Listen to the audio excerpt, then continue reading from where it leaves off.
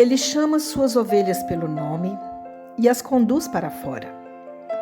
Quando ele trouxe todos os seus, ele vai na frente deles e suas ovelhas o seguem porque conhecem sua voz. Mas eles nunca seguirão um estranho.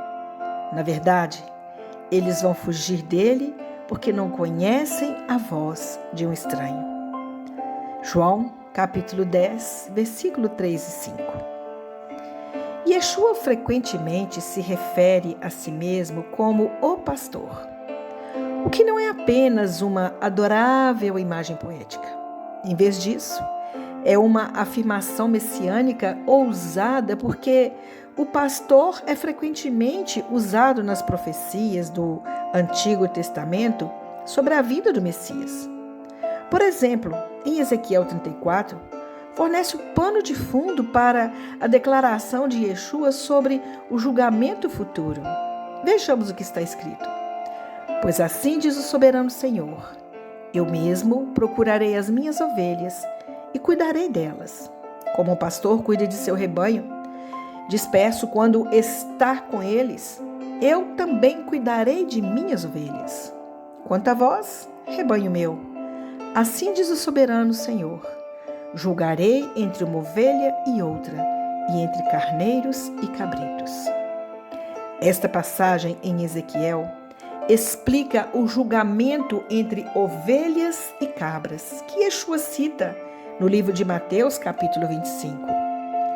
Mas, como exatamente alguém julga entre uma ovelha e outra, ou entre ovelhas e cabras? Uma resposta a essa pergunta fica mais clara quando começamos a entender o pastoreamento de ovelhas, que são criadas de uma forma tão maravilhosa. É interessante que as ovelhas, elas têm uma aparência de uma criatura tímida que foge dos humanos, mas assim que conhecem um pastor, elas responderão à sua voz e permanecerão leais a esse pastor. Portanto, se dois pastores se encontram e seus rebanhos se misturam, tudo o que precisam fazer para identificar seu próprio rebanho é afastar-se do outro pastor e chamá-lo. As ovelhas então correrão para seu próprio pastor. Na passagem de João 10, Yeshua expressa essa relação entre pastor e ovelha, garantindo-nos que suas próprias ovelhas correm em direção a ele e não vão vagar para seguir um estranho. Em seguida, ele faz uma declaração ainda mais ousada no versículo 16. Tenho outras ovelhas que não são deste curral, deste aprisco. Eu devo trazê-los também. Eles também ouvirão minha voz, e haverá um rebanho e um pastor. Aqui Yeshua está se referindo aos gentios que o seguirão nas eras vindouras. Sua audiência ficaria chocada porque viam os gentios como endurecidos e mundanos. Um pensamento interessante me ocorre sobre a imagem que isso tem para um julgamento futuro. Yeshua afirma que suas próprias ovelhas conhecem sua voz, e isso é o que as diferencia das outras. O que mais as ovelhas sabem sobre seu pastor? Eles conhecem os detalhes de sua teologia, como seu entendimento da divindade ou o livre-arbítrio ou predestinação? Não, ovelhas não, mas conhecem sua voz. Elas conhecem seu pastor no sentido hebraico da palavra conhecer, que pode significar lealdade, devoção, não apenas conhecimento acadêmico. Conhecer significa intimidade, que a palavra ia dar. Então, o que precisamos saber sobre Yeshua para sermos salvos? Satanás provavelmente tem mais conhecimento sobre Yeshua do que qualquer pessoa no universo e pode explicar as várias doutrinas sobre ele melhor do que qualquer ser humano. Isso o salva?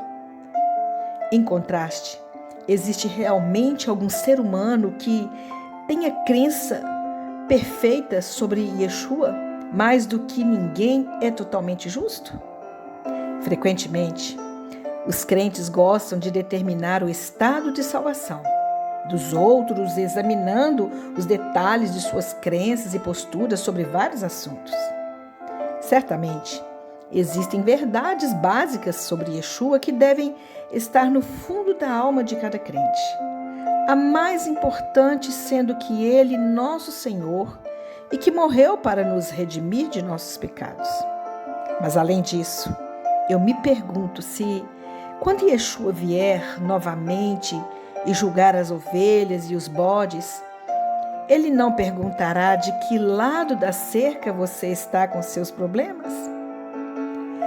Em vez disso, Ele simplesmente chamará e suas verdadeiras ovelhas irão ansiosamente pular e saltar em sua direção, porque ao longo de suas vidas, elas aprenderam a segui-lo e a conhecer e a amar o seu chamado. Baruch Hashem, que nós possamos aprender com essa mensagem, que nós precisamos conhecer a voz do nosso pastor. E como nós podemos conhecê-la? Ouvindo-a todos os dias. Que a palavra de Deus seja seu alimento, que a Torá do Senhor, a lei do Senhor que é perfeita e refrigera a alma, ela possa ser o seu alimento diário e a água que vai matar a sua sede. E com certeza, quando Ele vier, Ele vai chamar cada um de nós pelo nosso nome. E nós ouviremos a sua voz. Por quê? Porque já temos aprendido a Shema Israel, Adonai Eloheinu, Adonai Echad.